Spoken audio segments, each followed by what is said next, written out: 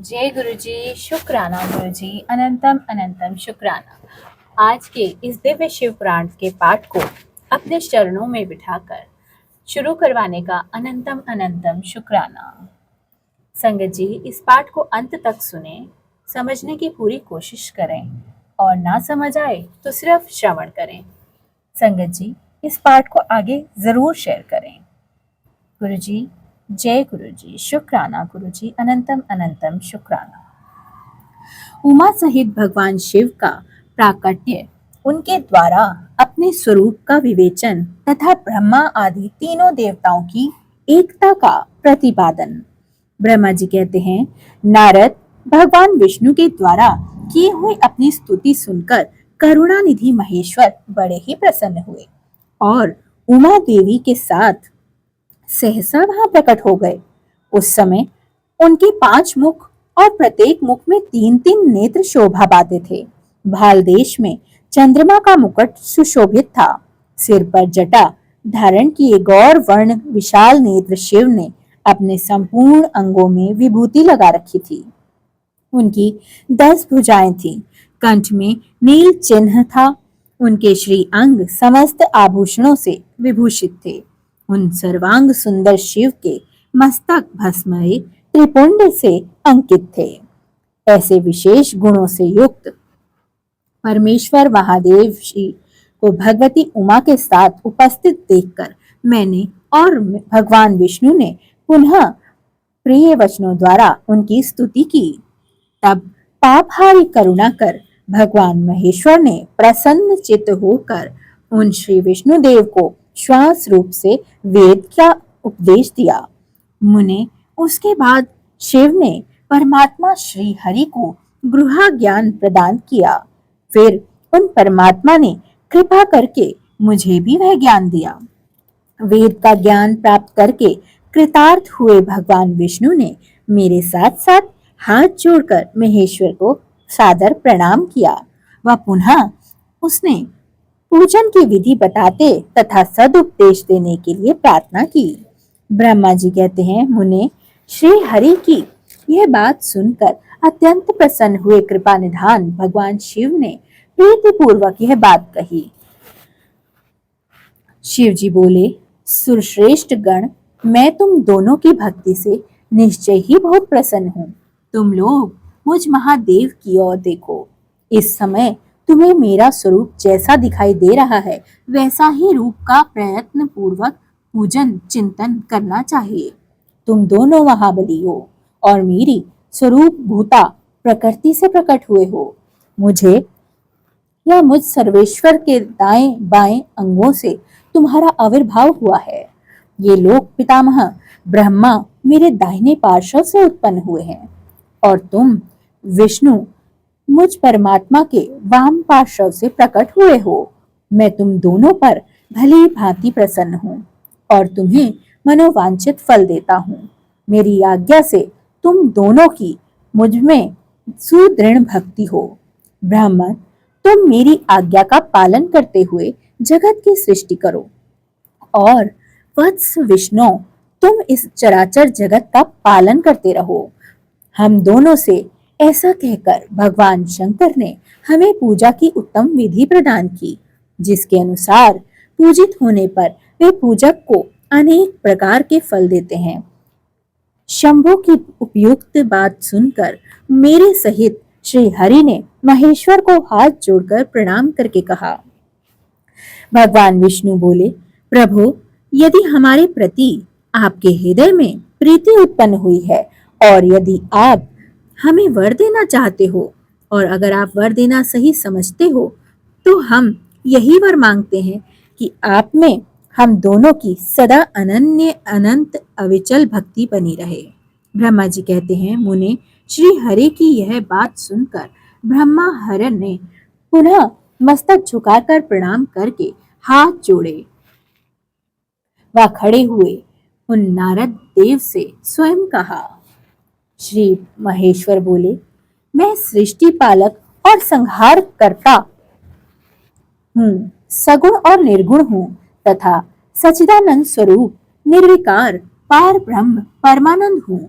विष्णु, सृष्टि रक्षा और प्रलय रूप गुणों अथवा कार्यों के भेद से मैं ही ब्रह्मा विष्णु और रुद्र का नाम धारण करके 3 स्वरूपों में विभक्त हुआ हूँ। हरे, वास्तव में मैं सदा निष्कल हूँ। विष्णु, तुमने और ब्रह्मा ने मेरे अवतार के निर्मित जो स्तुति की है, तुम्हारी उस प्रार्थना को मैं अवश्य सच्ची करूंगा, क्योंकि मैं भक्त वत्सल्य हूँ। ब्रह्मा, मेरा ऐसा ही परम उत्कृष्ट रूप तुम्हारे शरीर से इस लोक में भी प्रकट होगा, जो नाम से रुद्र कहलाएगा। मेरे अंश से प्रकट हुए रुद्र की सामर्थ्य मुझसे कम ही नहीं होती। जो मैं हूँ वही यह रुद्र है। पूजा की विधि विधान की दृष्टि से भी मुझे और उनमें कोई अंतर नहीं होगा। जैसा ज्योति का जल आदि के साथ संपर्क होने पर भी उसमें स्पर्श दोष नहीं लगता, उसी प्रकार मुझ निर्गुण परमात्मा को भी किसी के संयोग से बंधन नहीं प्राप्त होता। यह मेरा शिव रूप है। जब रुद्र प्रकट होंगे तब वे भी शिव के ही तुल्य होंगे। महामुने, उनमें और शिव में परायणपन का भेद नहीं करना चाहिए। वास्तव में एक ही रूप जब जगत में व्यवहार निर्वाह के लिए 2 रूपों में विभक्त हो गया है, अतः शिव और रुद्र में कभी भेद बुद्धि नहीं करना। वास्तव में सारा दृश्य ही मेरे विचार से शिव रूप है। मैं, तुम ब्रह्मा तथा जो ये रुद्र प्रकट होंगे वे सब ही एक रूप हैं। इनमें भेद नहीं है। भेद मानने पर अवश्य ही बंधन होगा। तथापि मेरा शिव रूप ही सनातन है। यदि सदा सब रूपों का मूलभूत कहा गया तो यह सत्य ज्ञान एवं अनंत ब्रह्मा है। ऐसा जानकर सदा मन से मेरे यथार्थ स्वरूप का दर्शन करना चाहिए। ब्रह्मांड, सुनो, मैं तुम्हें एक गोपनीय बात बता रहा हूँ। मैं स्वयं ब्रह्मा जी की भ्रुकुटी से प्रकट होऊंगा। गुणों में मैं भी प्राकट्य कहा गया हूँ। जैसा कि लोगों ने कहा है हर तामस प्रकृति के हैं, वास्तव में उस रूप के अहंकार का वर्णन हुआ है।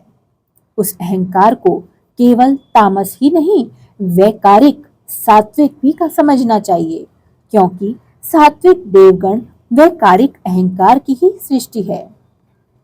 यह तामस और सात्विक आदि भेद केवल नाम मात्र के हैं, वस्तु के नहीं। वास्तव में हर को तामस नहीं कहा जा सकता। ब्राह्मण को इस कारण से तुम ऐसा करना चाहिए। तुम तो इस सृष्टि के निर्माता बनो और श्री हरि का इसका पालन करें, तथा मेरे अंश से प्रकट होने वाले जो रुद्र हैं वे इसका प्रलय करने वाले होंगे। ये जो उमा नाम से विख्यात परमेश्वरी प्रकृति देवी है, इन्हीं की शक्ति भूता बाग देवी ब्रह्मा जी का सेवन करेंगी। फिर इन प्रकृति देवी से वहां जो दूसरी शक्ति प्रकट होगी वे लक्ष्मी रूप से भगवान विष्णु का आश्रय लेंगी। तदंतर पुनः काली नाम से जो तीसरी शक्ति प्रकट होगी वे निश्चय ही मेरे अंशभूत रुद्र देव को प्राप्त होंगी। वे कार्य की सिद्धि के लिए वहां ज्योति रूप से प्रकट होगी। इस प्रकार मैंने देवी की शुभ स्वरूपणा पराशक्तियों का परिचय दिया। उनका कार्य क्रमशः सृष्टि पालन और संहार का संपादन ही नहीं, श्रेष्ठ यह सब की सब मेरी प्रिया प्रकृति देवी की अंशभूता ही है। हरे, तुम लक्ष्मी का सहारा लेकर कार्य करो।